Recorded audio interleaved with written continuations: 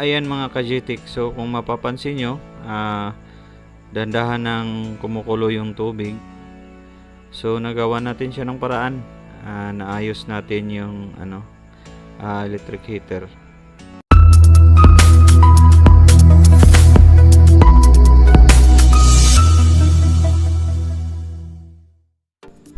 Magandang araw mga ka-GTEC, welcome po ulit sa ating channel, Kuya G Technology. Sa video ito ay mag-aayos tayo ng electric heater. Ayan, so yung problema niya, common na problema lang sa mga electric heater, which is hindi siya umiinit. So titignan natin mga ka-GTEC kung ano nga ba yung dahilan ng hindi niya pag-init.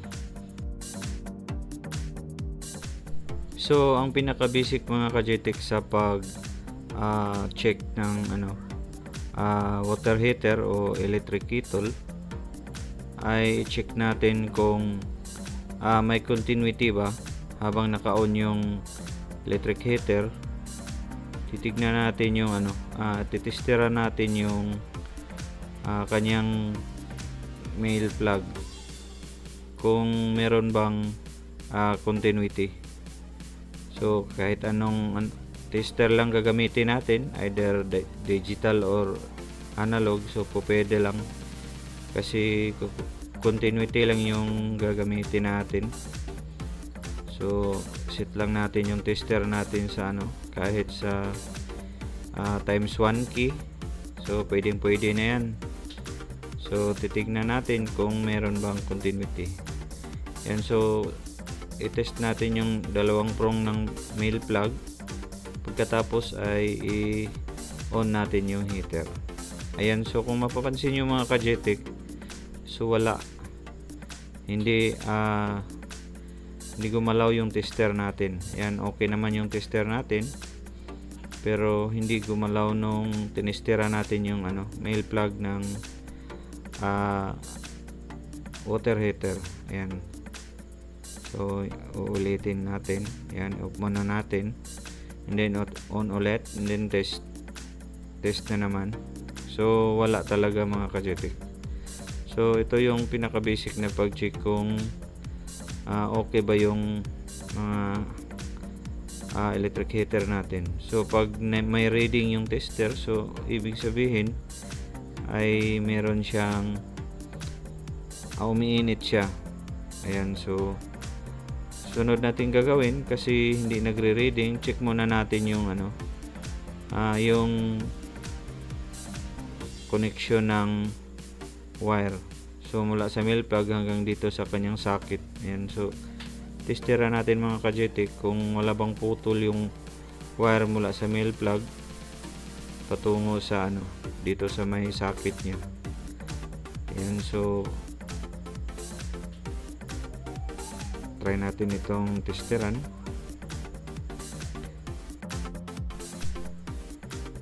Ayan, so okay naman yung isang linya mga ka-GTEC. So may continuity lang yung wire nya, so walang putol. So try natin i-check din yung sa kabila. So kung mapapansin nyo sa tester natin mga ka-GTEC, ayan, so may reading din yung kabila. So ibig sabihin ay okay yung okay lang yung wire nya, so walang putol. So next step mga ka-GTEC ay ititester natin yung mga pin nya dito sa likod ng heater. Ayan, yan yung magpa-plug doon sa tinestera natin kanina. So kung meron continuity dyan, so kung nagre-reading yung tester natin, so okay lang yung heater. Ayan, so testera natin. Ayan, wala mga ka-GTEC. So hindi gumalaw yung tester natin. Ayan, so kailangan talagang buksan to, kasi baka yung heater yung kanyang problema. So kung heater yung problema mga ka-GTEC, minsan may mabili naman tayo dito. Hanap lang tayo sa mga minsan meron din sa mga electronic shop. So nagbibenta din sila ng mga heater ng ganitong klaseng water heater. Yan, so bubuksan muna natin mga ka-GTEC para makita natin yung ano, yung loob ng kanyang tinatawag dyan automatic switch. Dyan nakakabit yung ano, switching nya, pati na rin yung ano, nakakabit dyan, sinaksak din yung ano, kanyang heater. Ayan, so pag nagtatanggal tayo dito mga ka-GTEC, kailangan po na maingat tayo kasi plastic lang. So ayan, so kung mapapansin nyo mga ka-GTEC, yan yung heater nya mismo. Yan, so yan yung umiinit. So kung lalagyan natin siya ng tubig, dyan kukulo yung tubig. So kailangan tanggalin natin lahat itong cover nya para makita natin yung ano, kanyang switching sa likod.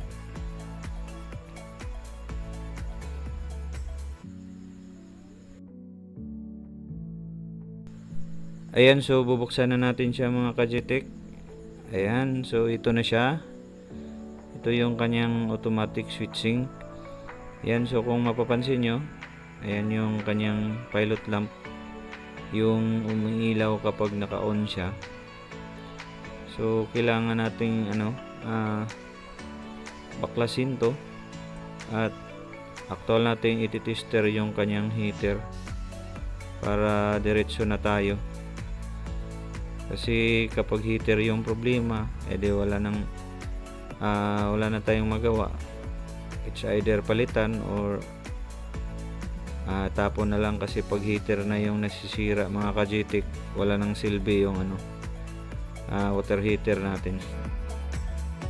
Ayan, so testeran muna natin ulit yung kanyang ano, pin para matest talaga natin. So wala mga ka-GTEC. Ayan, on at off ko na. Yan, off yan. Ito yung on. Yan, so wala talaga mga ka-GTEC, walang reading yung tester natin. So ibig sabihin, kung hindi sira yung heater, it's either ano, yung mechanism ng kanyang automatic switch yung problema. Yan, so kailangan nating baklasin to mga ka-GTEC para makita natin. So matestera natin yung heater nya at makikita din natin yung loob ng automatic switch nya.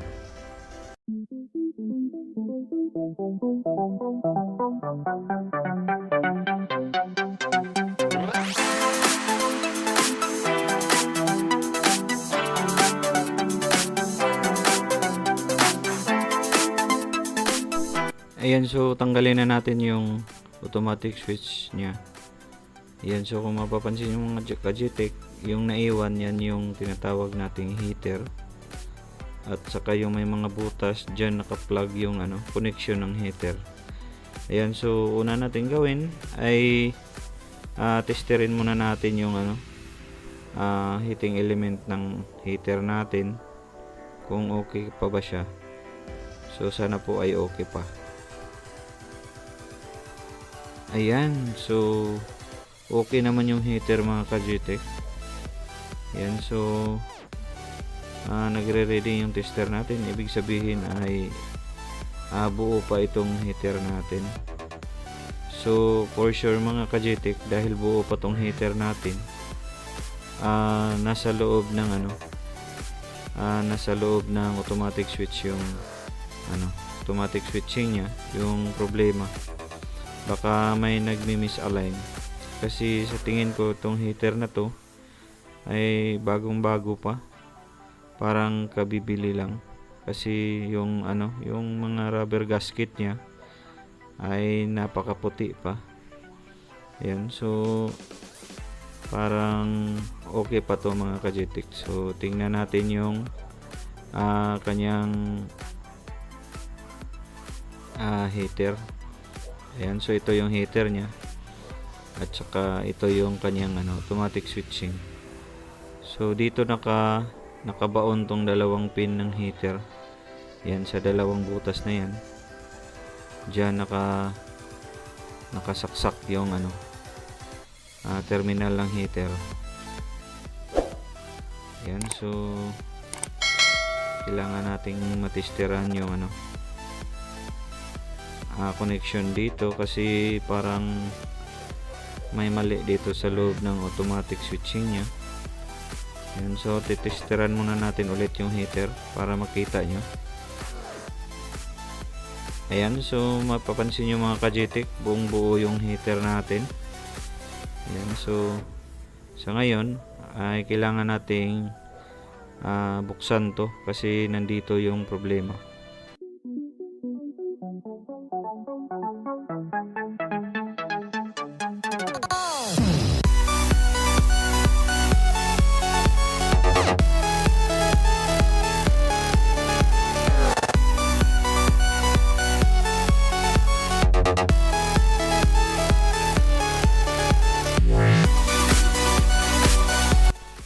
Ayan, buksan na natin mga ka-GTEC. So dahan-dahan lang natin buksan to at iingatan natin na hindi malaglag lahat. So mahirap kasi kapag natanggal yan tas hindi mo naalala kung saan nakakabit, so mahirap na. So kailangan po dahan-dahan nating buksan ito at i-analyze kung bakit hindi nag-contact yung yung heater nya. So may nakikita ako dito mga ka-GTEC. Ayan, so kung parang hindi makita sa camera, ayan yung parang alambre ng spring. Itong alambre ng kanyang spring, ito ang purpose dito mga ka-GTEC, para pag nag-release yung yung metal niya pag mainit na, so i-open niya, pero parang mali na pagkalagay. Ayan, so kung mapapansin niyo, nasa ilalim po siya, so dapat nasa ibabaw yan para itutulak niya. Ayan, so siguro mga ka-GTEC, ito yung problema niya. Ayan, so ayusin lang natin to at iti-tester natin ulit kung okay na ba siya.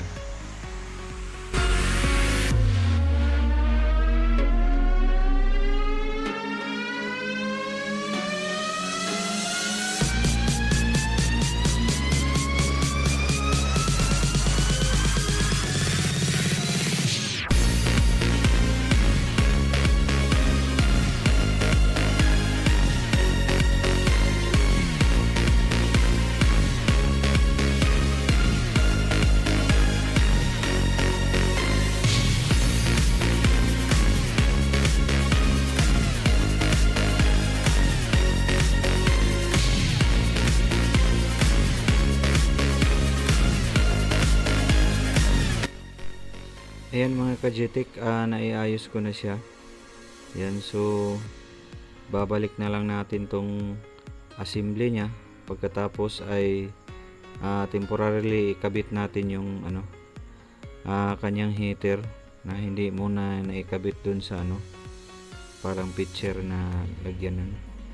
So para matester natin siya mga ka-GTEC kung okay na ba yung ating automatic switching.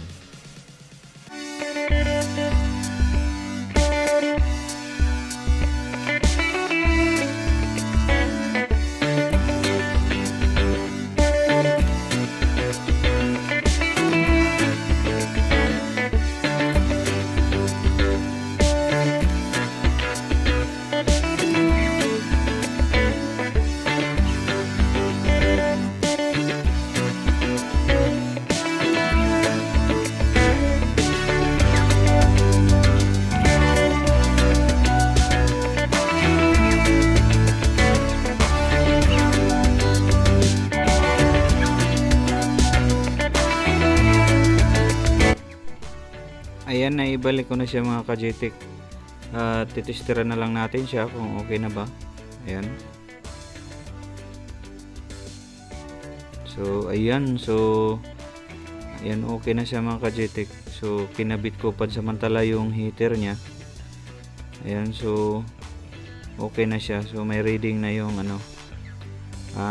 heater natin. So pag ganyang sitwasyon mga ka-GTEC, so okay na yung electric heater natin. o water heater. Yan, so ibalik na lang natin itong mga ka-GTEC dun sa assembly ng pitcher para matesting na natin siya mga ka-GTEC.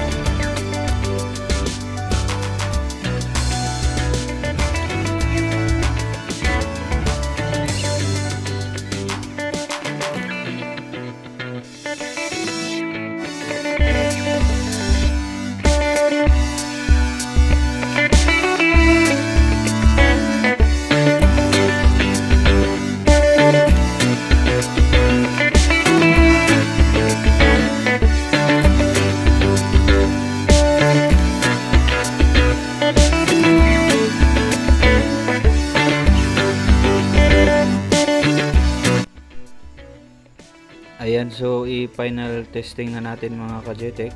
Ayan, ilagay na natin siya sa kanyang socket ng power supply at i-final test natin siya. Titesteran siya natin dito sa mill plug na talaga. So kung okay na siya mga ka-GTEC, ayan, so try din natin siyang testing na lagyan ng tubig para makita din ninyo na maayos na yung ginawa natin. Ayan, so may reading na yung tester natin. Yan, so okay na siya mga ka-GTEC. Yan, testing na lang natin siya na lagyan natin siya ng tubig.